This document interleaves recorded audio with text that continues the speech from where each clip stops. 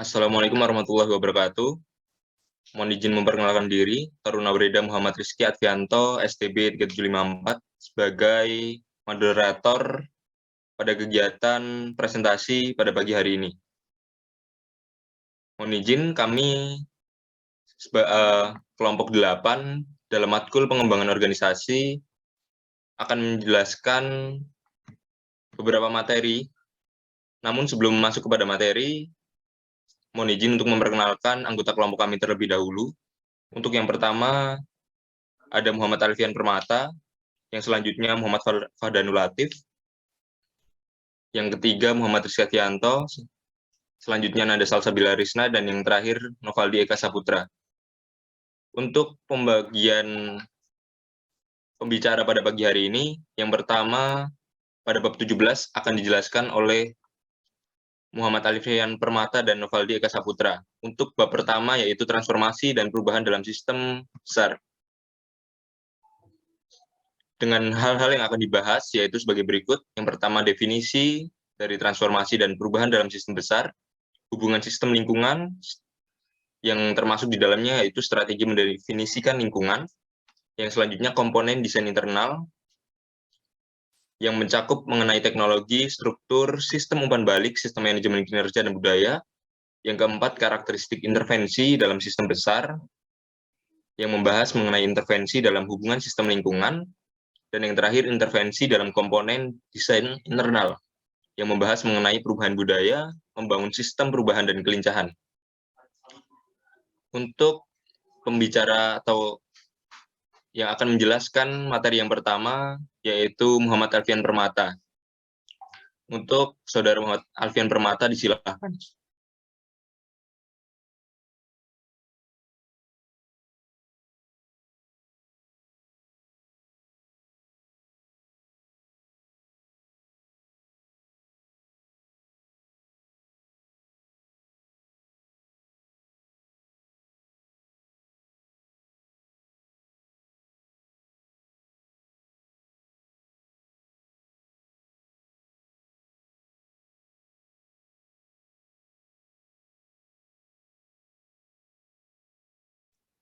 Baik, terima kasih untuk waktu yang diberikan.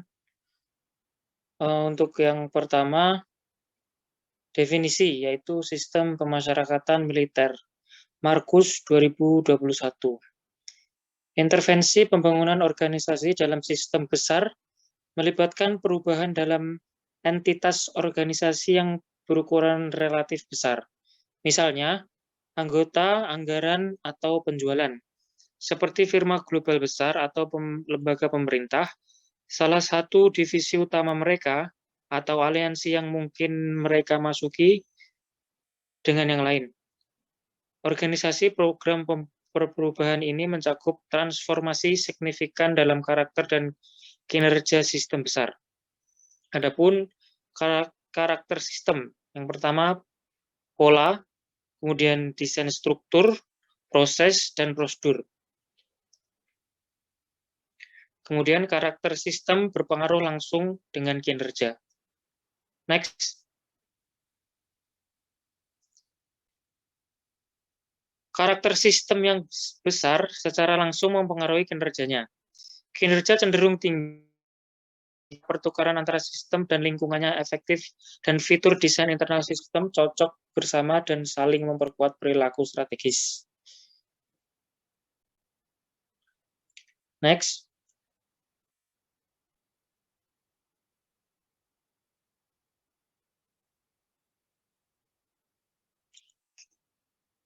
Perubahan dalam sistem besar. Intervensi sistem besar berusaha untuk meningkatkan dua fitur utama dari karakter sistem, yaitu hubungan sistem lingkungan, seberapa baik sistem berinteraksi dengan lingkungannya, dan kesesuaian di antara komponen desain internal. Seberapa baik komponen desain saling memperkuat perilaku strategis. Intervensi sistem besar secara langsung mempengaruhi karakter sistem yang pada gilirannya mempengaruhi kinerjanya. Dua fitur karakter sistem besar didefinisikan selanjutnya dan kemudian contoh intervensi.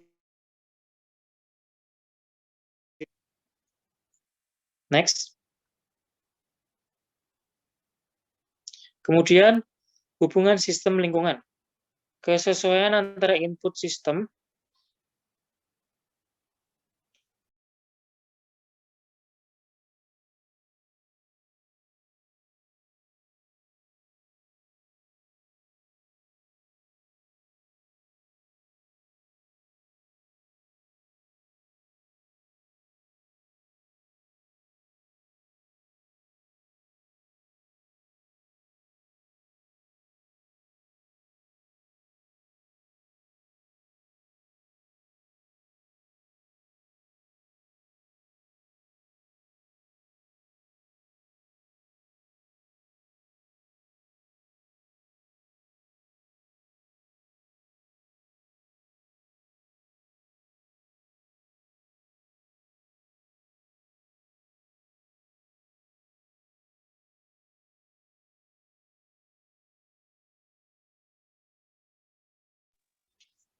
Kemudian hubungan sistem lingkungan, kesesuaian antara input dan sistem dan komponen desainnya. Masukan utama termasuk strategi dan lingkungan.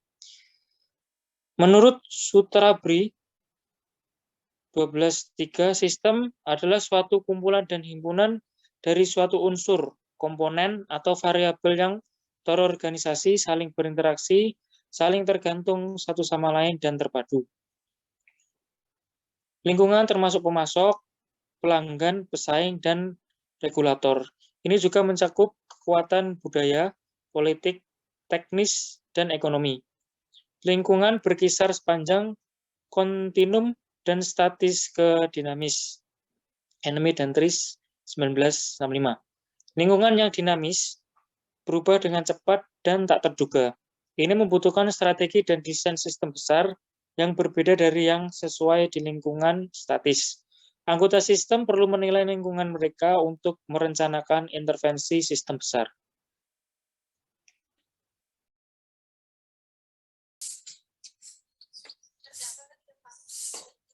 Izin melanjutkan. Komponen internal, hubungan sistem lingkungan, kinerja sistem yang besar tergantung pada keselarasan di antara komponen desainnya. 5 komponen desainnya itu teknologi, struktur, sistem umpan balik, sistem manajemen kinerja, dan budaya. Teknologi termasuk metode yang digunakan sistem besar untuk mengubah bahan mentah menjadi produk atau jasa. Ini melibatkan metode produksi, peralatan, dan alur kerja. Manufaktur ramping dan proses kualitas total seperti kontrol proses statik juga merupakan bagian dari teknologi. Struktur adalah cara di mana sistem besar membagi tugas ke dalam departemen atau kelompok dan mengordinasikannya untuk pencapaian tugas secara keseluruhan. Struktur alternatif dapat dibedakan berdasarkan fungsi seperti teknik, manufaktur, dan penjualan. Berdasarkan produk dan layanan seperti deterjen, makanan, dan kertas, atau dengan kombinasi semuanya matriks. Struktur juga dapat didasarkan pada proses bisnis seperti pengembangan produk, pemenuhan pesanan, dan dukungan pelanggan. Sistem umpan balik adalah metode yang digunakan sistem besar untuk mengumpulkan, menilai, dan menyebar informasi yang relevan dengan kinerja. Sistem informasi manajemen membantu sistem besar memastikan bahwa setiap aktivitas subunitnya konsisten dengan tujuannya. Next. Sistem manajemen kinerja fokus pada memilih, mengembangkan, dan memberi penghargaan kepada orang-orang. Sistem ini membantu perilaku dan aktivitas karyawan dalam sistem yang besar. Misalnya, sistem penghargaan mendorong orang untuk bergabung, bertahan, dan bekerja menuju tujuan tertentu. Mereka memberi karyawan insentif untuk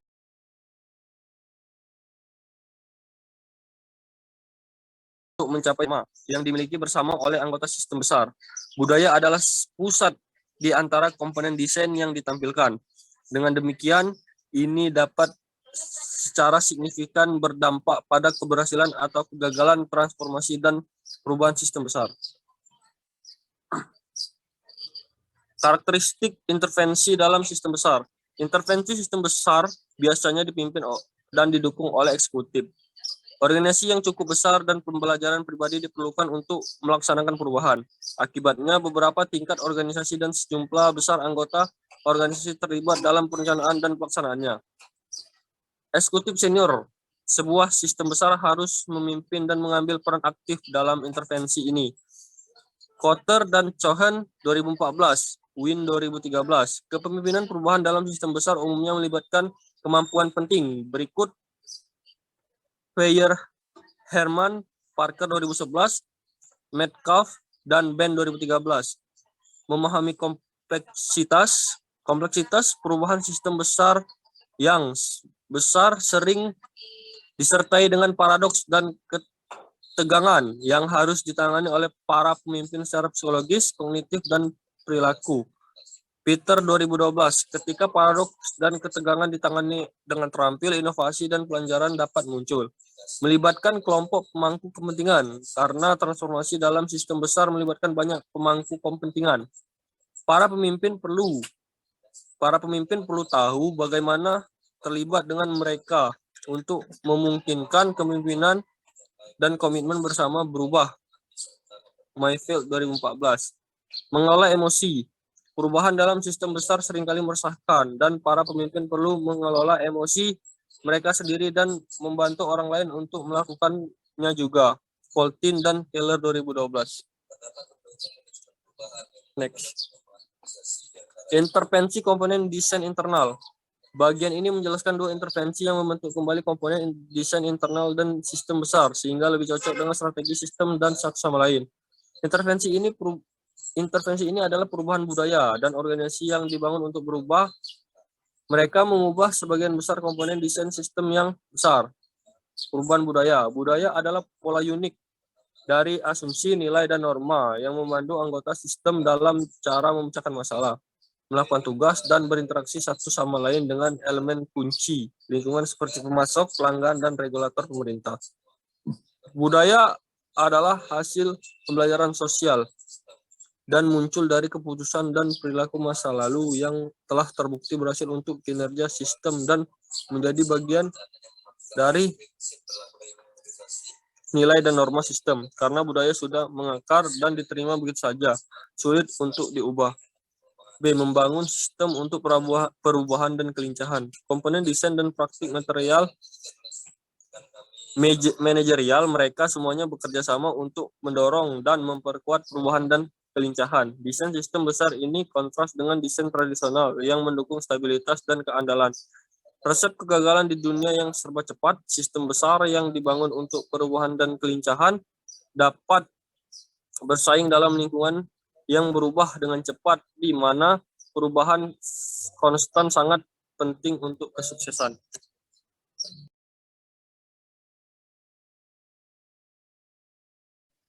Baik, terima kasih pada Saudara Alfian dan Saudara Novaldi sebagai pemateri yang pertama dan kedua.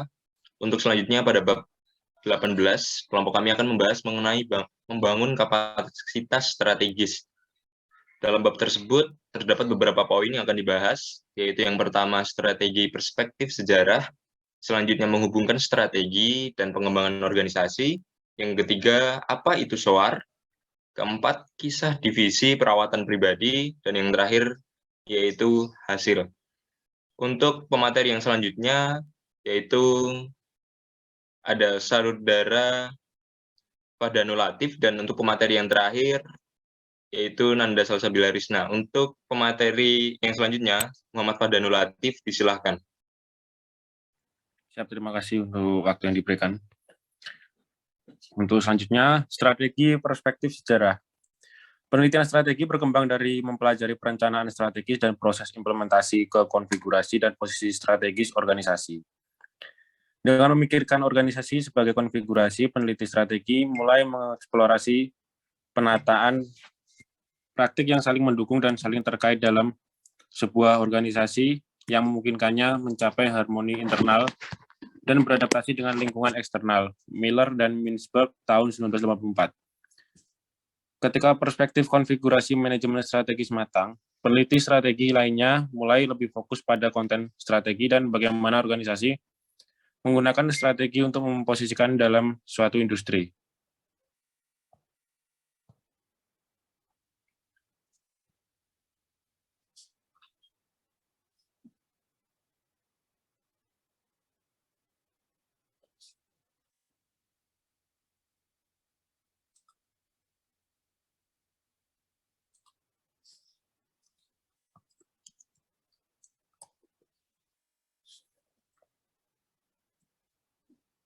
Lanjut, Vin.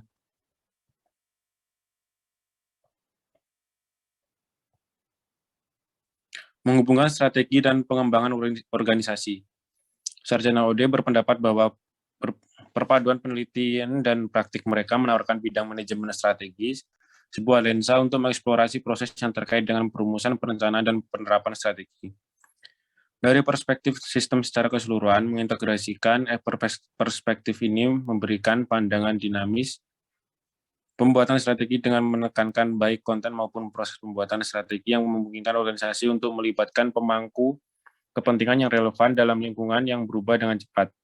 Greiner dan Cumming 2009, Stafford dan Hinrich 2009. Lanjut.